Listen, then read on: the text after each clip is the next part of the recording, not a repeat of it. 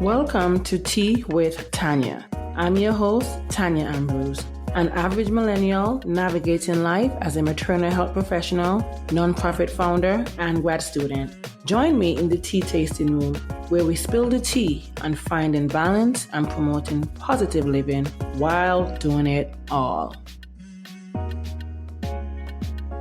Hey friend, welcome back to another episode of Tea with Tanya, your go-to space for real, honest, and transformative conversations about health, wellness, and promoting positive living. I'm your host and wellness bestie, Tanya, and today we're wrapping up the month of February with a conversation that I know will resonate deeply with you.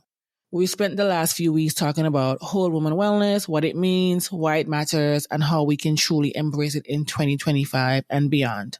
But now it's time to take that awareness and turn it into action. Because let's be real, my friend, knowing what's best for you or what's best for us is one thing, but actually doing the thing, that's where the real transformation happens. So today, I'm going to help you bridge that gap because, I'm a public health girly, and one thing I'm going to do is bridge a gap out here in these streets, okay? So I'm going to help you to bridge that gap.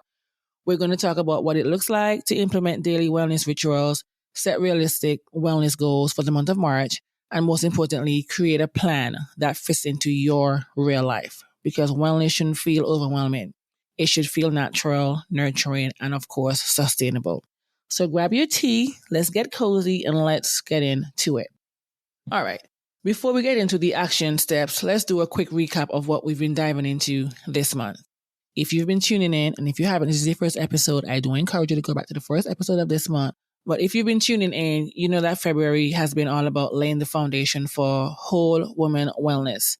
We started our first episode of the year where we talked about what whole woman wellness truly means in 2025, not just physical health, but mental, emotional, and reproductive health as well. Because again, I'm the reproductive health girly. Then we had an incredible conversation with my good friend Gianna about bringing health home and how our environments, our homes, our relationships, and even our daily routines shape our well-being. And in last week's episode, we talked about embracing whole woman wellness and what it means to take ownership of that health journey or of your health journey. So now the question is, what do we do with all this knowledge? How do we take these insights and actually apply them to our daily lives? And that's exactly what we're going to be doing today in the tea tasting room. So grab that cup of tea, get a notepad, get a pen, or you can open your notes app on your phone because we're going to get this going. Because again, whole woman wellness, we want it to be whole, holistic, that we're taking care of every fiber in our being at this point in time. So, me again, being the public health girly, I have some pillars for us to think about as we continue to take the action towards whole woman wellness. It's not going to be very long. It's 4 pillars because, again, public health girly, but also it's going to make it quick so I don't keep you here because I'm really excited for us to get to this episode, for us to start putting the action behind our words. So the 4 pillars of daily wellness.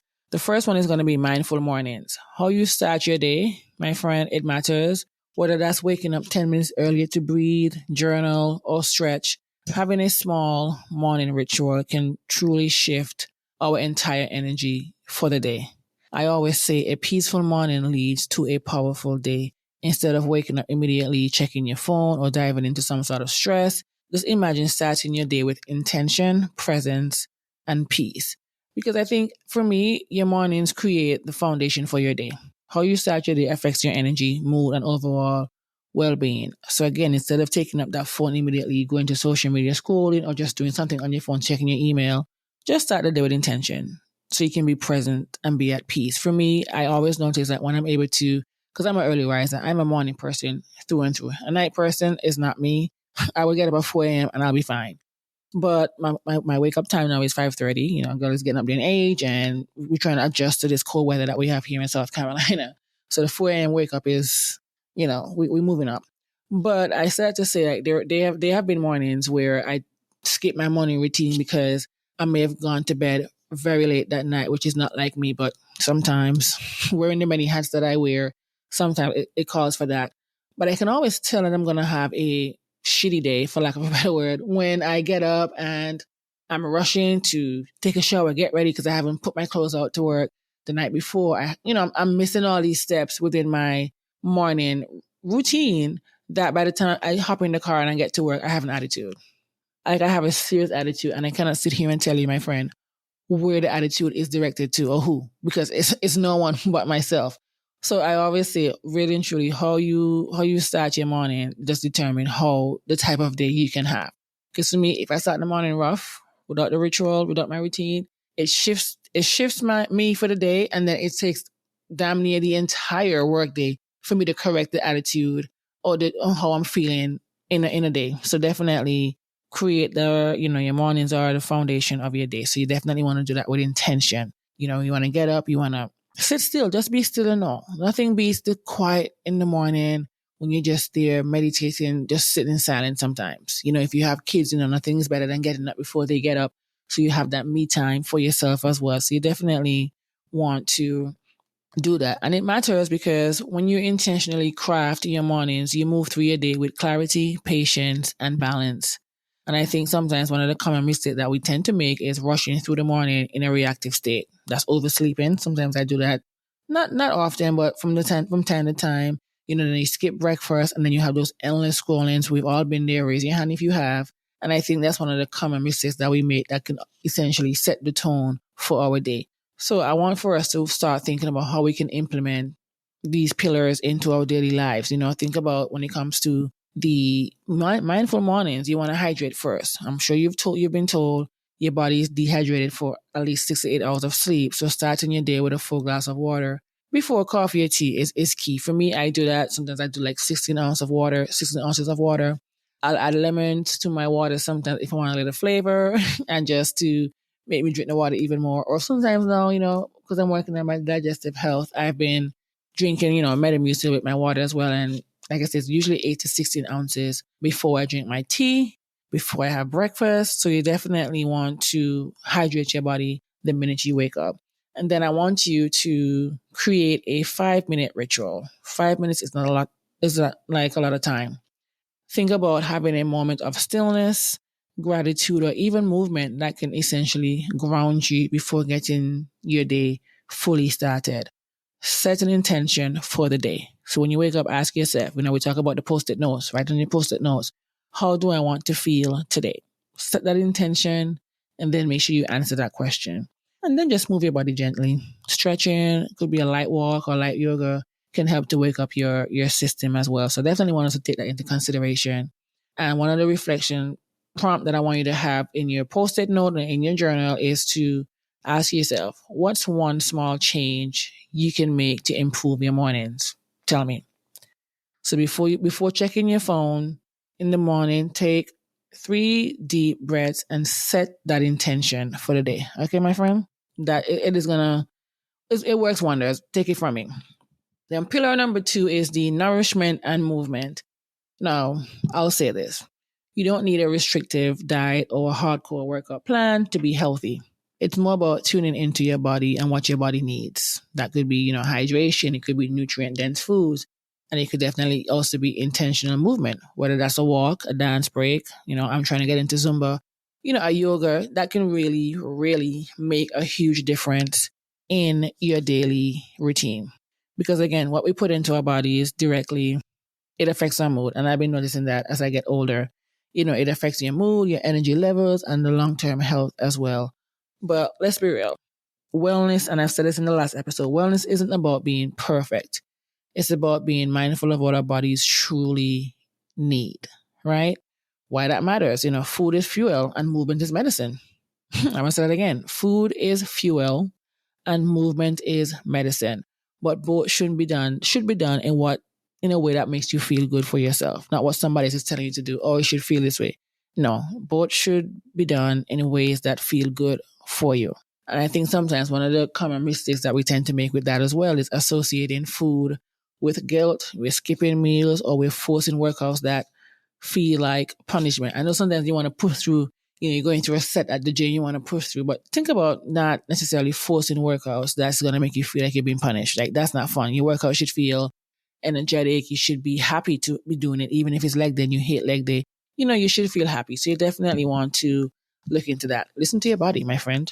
I know we're in the TikTok girly era, but instead of following strict diet trends, ask, what does my body need today? And I will give you a very funny scenario. It's the most unhealthy scenario I could probably give, but I'm just going to keep it real. I had a Captain Crunch fiend. Is that the right word? I don't even know. The last couple of months in 2024, like I would have it for not breakfast because my breakfast has remained the same from January to December to February of this year. It has been the same breakfast every morning. But, when I come home from work or school, I want a little quick snack. My idea, the cravings that I've had has been Captain Crunch. And this is not even with cold milk, it's with warm evaporated milk. Judge me, I don't care. But I've always been craving that. And I told myself, you know what? For 2025, I'm not going to be eating any Captain Crunch because, first of all, there's no health benefits there, one, but something's got to give. And I was doing good up until last week when I was on my menstrual cycle. And I'm telling you, when you're on your cycle, the hormones be hormoning. You be wanting the most things to eat that you don't usually eat in a day. And I always tell my students or people that I teach or interact with, just listen to your body. If your body wants a steak, then go right ahead. Why not? For me, is Captain Crunch, is it the most healthy thing for me to be doing? Absolutely not. But it's what my body's asking me for, and I'm going to give it. The idea of me having to keep, oh no, just drink some water instead or drink some tea. Granted, there are days when I do that, but during that 1 week of my hormones being how it is, and the body's asking me for Captain Crunch, you best believe she's getting that Captain Crunch in her warm, evaporated milk. So that when it gets kind of soft, yes, okay, that's TMI. So the whole thing is to ask yourself, what does my body need today? That could be what you want to eat, what you want to work out, whatever it is. Just listen to what your body's saying, okay? Prioritize more protein and fiber intake because this is going to keep your energy levels stable and also prevent cravings. And that's something that I'm working on. I'm trying to incorporate more protein and fiber into my diet as well. And just ditch the all or nothing thinking. One unhealthy meal doesn't ruin progress. And that's the mindset that I have when I know I'm eating something I have no business eating, especially that I'm on, my whole woman wellness and want to ensure that I'm really committed and sticking to it. Okay, if I had KFC, well, I'm in the US, so I would definitely not have KFC. But if I'm gonna have Chick-fil-A or something, I'm not gonna feel guilty for, oh my goodness, it's gonna affect. No, the 8-ounce chicken nugget meal is not gonna make me gain 15 pounds in one serving. So again, remember that wellness it's about consistency and not perfection. Move in ways you enjoy. You can dance, you can walk, you can yoga, you can do strength training. What feels good for your body today, again, as it comes to that physical aspect of things. And then eat with presence. Eat with presence. That means no scrolling. You're going to take your time. You're going to chew slowly. You're not going to cut and swallow. You're going to enjoy your meal. And that's what you're going to do. Eat with presence. Eat with intention as well. So I want you to try this the next day. Drink a full glass of water. That could be warm with lemon or just plain water before your morning coffee or your tea. Well, I'm a tea girl, so I'm going to stick to that tea. And your body will thank you. Remember that. Your body's going to thank you if you incorporate that one small, something that's going to be sustainable for you. One glass of water before your morning coffee or tea, and you'll see how you feel. So think about this reflection. What's one way you can nourish your body better this week? So ask yourself that question and answer that question. What's one way you can nourish your body better this week? And then the other one is the rest and rejuvenation. Now listen, we are not superwoman. I don't care if you have 15 kids and you get everything. We are not superwoman. We're not. We're out here trying to survive. We're out here trying to take care of ourselves. I'm not Scarlet Witch, neither are you. You're not Captain Marvel. You're not Black Widow. You're not Supergirl. You're not Wonder Woman. No. Rest is not a luxury. It is a necessity. Okay? So get the idea of, I get to rest today now. It is not a luxury. It is what we need so that we can function in this life. Okay? Sleep, stress management, and boundaries are all part of wellness. So if you've been running on empty, consider this your sign to just really and truly prioritize rest. Now, for me, in my naive thinking many years ago, I thought that rest meant I had to go take a nap, and I'm not a big nap taker, but I'm realizing I can just sit and be still and do absolutely nothing, or I can just sit, be still, either listen to an audiobook, a podcast, or just the music, and that's fine. Or I can just rest by watching one of my favorite shows on TV as well, but I'm not doing too much. So you definitely want to consider prioritizing your rest, because the lack of rest, the lack of sleep, the lack of anything is not going to be good for anyone. So you definitely want to do that, because, we're not designed to run on empty. I'm not, and I've done it several times. We are not designed to run on empty. Rest is productive. Your body heals, repairs, and recharges when you prioritize sleep and downtime. So please, my friend, please do that. Maybe you can try this. Set a bedtime reminder on your phone because, again, consistency is key. Every 9 p.m., Alexa is going to tell me it's time for bed. Sometimes I don't listen to her because, it depends on the day. But you definitely want to set a bedtime reminder on your phone and try to practice that for at least 2 weeks at least. And then ask yourself this: where in your day can you build in more moments of rest and recovery? And that's a question that I'm still trying to answer as well. I haven't perfected the answer yet, but think about it. Where in your day can you build in more moments of rest and recovery? And the final pillar number 4, is self-advocacy and health awareness. One of the most powerful things you can do for your wellness is to advocate for yourself, my friend. That means scheduling those checkups, tracking your cycle, and tuning into your body's signals.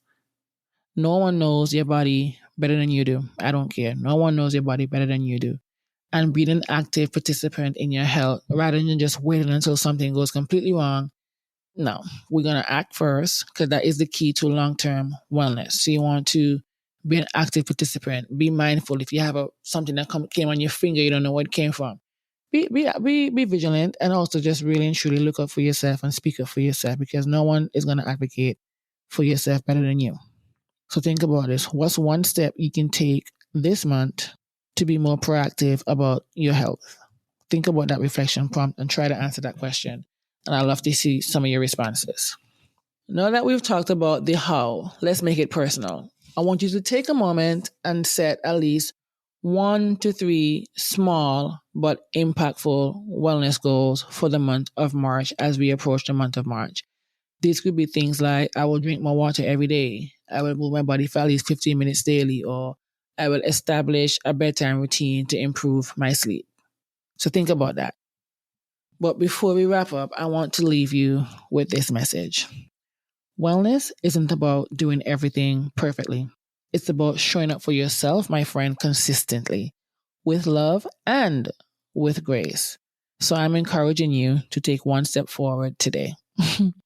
Whether it's setting a goal, making a healthier choice, or simply acknowledging that your wellness matters. Think about this now. What's one wellness change you will commit to in March?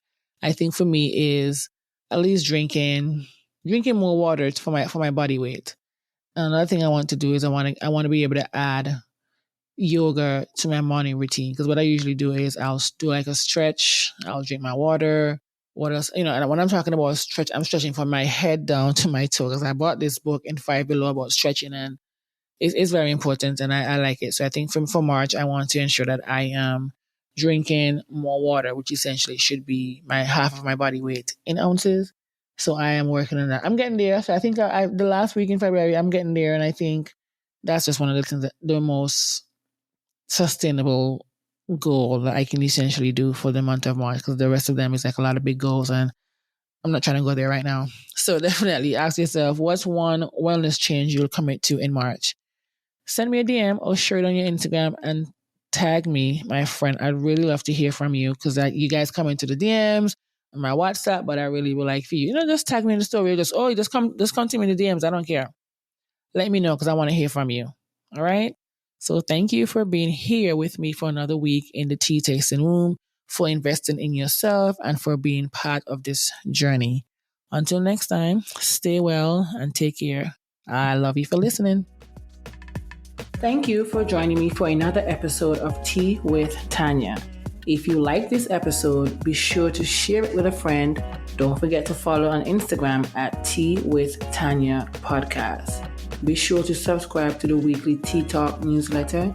And of course, rate on Apple or Spotify and subscribe wherever you listen. See you next time. I love you for listening.